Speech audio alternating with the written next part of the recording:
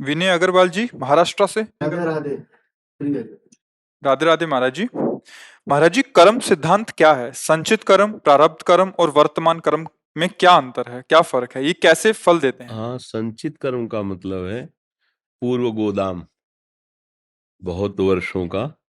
जैसे खेती का अन्न है ना, जमा हो तो उसे गोदाम कहते हैं ना। तो संचित, एकत्रित, जो हमारे बहुत से जन्म हो गए हैं, वो कर्म संस्कार हमारे एकत्रित है। जो वर्तमान में शरीर मिला है, जिसे प्रारब्ध भोग कहते हैं, जिससे शरीर की रचना हुई। दो कर्म मिलाए गए हैं, शुभ और अशुभ, अच्छे और बुरे कर्म, दोनों मिक्स होकर के तभी मनुष्य शरीर बनता है।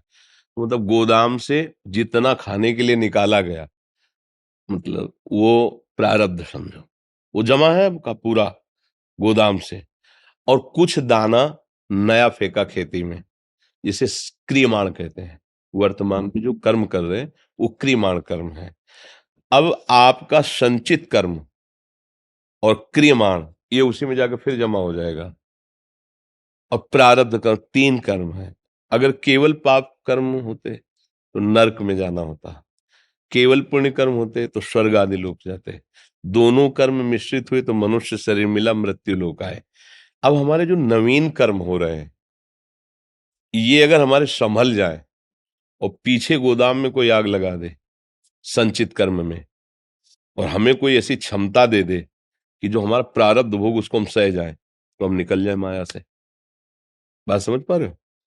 तो क्रियमाण, जबकि रचना ही इसकी हुई है पाप पुण्य दोनों से, शुभ अशुभ से, तो इसके द्वारा दो प्रकार के कर्म होंगे, शुभ और अशुभ। क्योंकि दो प्रकार की बुद्धि सबके अंदर रहती, कुमति और सुमति। शास्त्र विरुद्ध आचरण कराने वाली और धर्म से शास्त्र से चलाने वाली। तो यदि हमको संत महात्माओं का, सदगुरुदेव का, शास्त्र का सानिध्य मिले और हमारी बुद्धि सुमति हो जाए, शास्त्र विरुद्ध आचरण त्याग दे, तो हम पाप कर्म नहीं करेंगे, शुभ कर्म होंगे। और वो शुभ कर्म हम भगवान को समर्पित कर दें और भगवान की शरण में हो जाए, और शुभ कर्म नाम जप करते हुए भगवत समर्पित भाव से करें, तो हमारे संचित भगवान भस्म कर देंगे। कटे कर्म बंधन संसारी, सुख सागर पूरी तति भारी, विधि निषेध श्रृंखला छुड़ावें। जो विधि निषेध के कारण हमारे शुभ अशुभ कर्म हुए थे, जो बहुत जन्मों के जन्म, उनको भगवान भस्म करते हैं।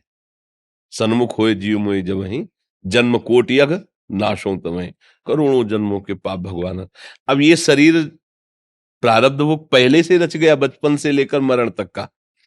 इसमें जो दुख सुख का संयोग है वो आएगा आपका। अब जो आप साधन भजन करेंगे, उससे सहने की सामर्थ्य मिलेगी। वो तो छूट चुका है, वो आके तो लगेगा आके।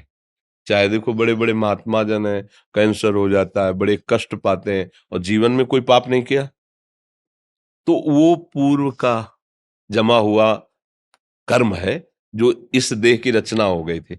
जैसे इस देह में गर्भ से ही माँ के वो पॉलिसिस्ट किडनी एक रोग होता है, छोटी छोटी सिस्ट किडनी में होते हैं, माँ के गर्भ से ही।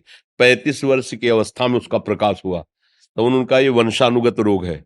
ये प्राय 1000 आदमियों में एक को होता है, वंशानुगत। अब पूर्व कर्म से ऐसे संयोग बना, ऐसा हुआ, और ये कृपा मार्ग में चले, तो इस जन्म का कोई पाप तो है नहीं कि दोनों किडनी फेल हो। अब क्या हुआ कि भजन जो इस मार्ग में, उसने सहने के सामर्थ्य दे दी। तो ये जो हमारा वर्तमान का कर्म है भगवत शरण में, और ये भागवती कर्म हो रहा है, और भगवान वो पूर्व के संचित कर्मों को भस्म कर दिए, प्रारब्ध को कैसे प्यार से भोगवा रहे हैं। वो तो चर्चा हो रही, तो हम कह रहे हैं कि हमारी किडनी खराब नहीं, तो हमें होश ही नहीं कि हमारी किडनी खराब है। तो ये देखो उनकी कृपा है ना, कि इतने कष्ट में भी वो हमें याद ही नहीं रहने देते कि हमारी किडनी खराब है। कभी कभी तो हम दहाड़ने लगते हैं एकदम वैसे, फिर ये लोग कहते हैं ब्लड प्रेशर हाई हो जाएगा। हमें कहते हैं कि हाई हो लो सब। तो ये हुआ इनके शरण में आने का फल।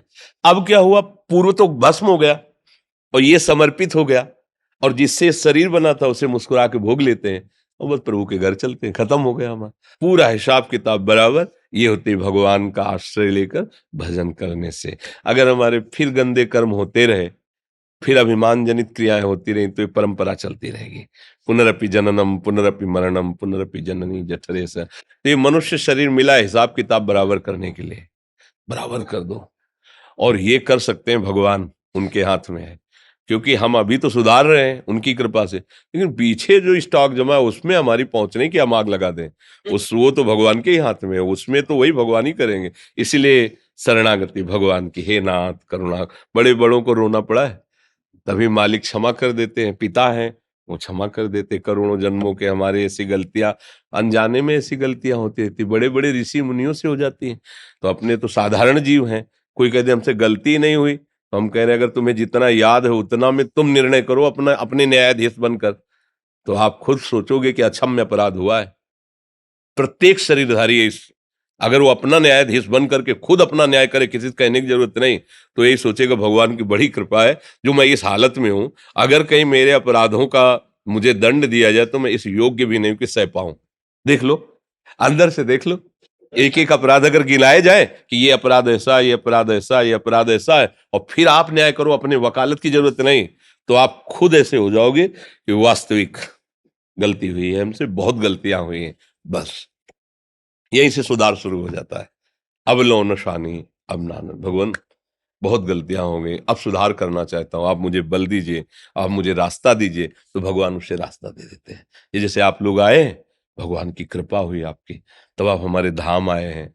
लाडली जी की कृपा से आप बैठ करके सत्संग सुन रहे, भगवत वार्ता सुन रहे। आज के समय में सत्संग, टीवी चला लो, फिल्में देख लो, प्रपंच की बातें करो, इसमें मन लगता है। सत्संग, साधु महात्माओं की बात सुनना, भगवान की बात सुनना, ये बात सोचना कि मेरे कर्म बंधन कैसे नष्ट हो जाए, ये तो भगवान की कृपा से सोचो। कौन सोचता है? वर्तमान के भोगों में इतना प्रमाद युक्त है कि वो सोच ही नहीं रहे कि मेरा क्या होगा, ये तो ये सोच रहे। दूसरे को दुख देकर आज तक कोई सुखी नहीं हुआ, दूसरे को सुख देने वाला कभी दुखी नहीं हुआ। पूर्व कर्मानुसार आ सकता है, तो सहने की सामर्थ्य भगवान देते हैं।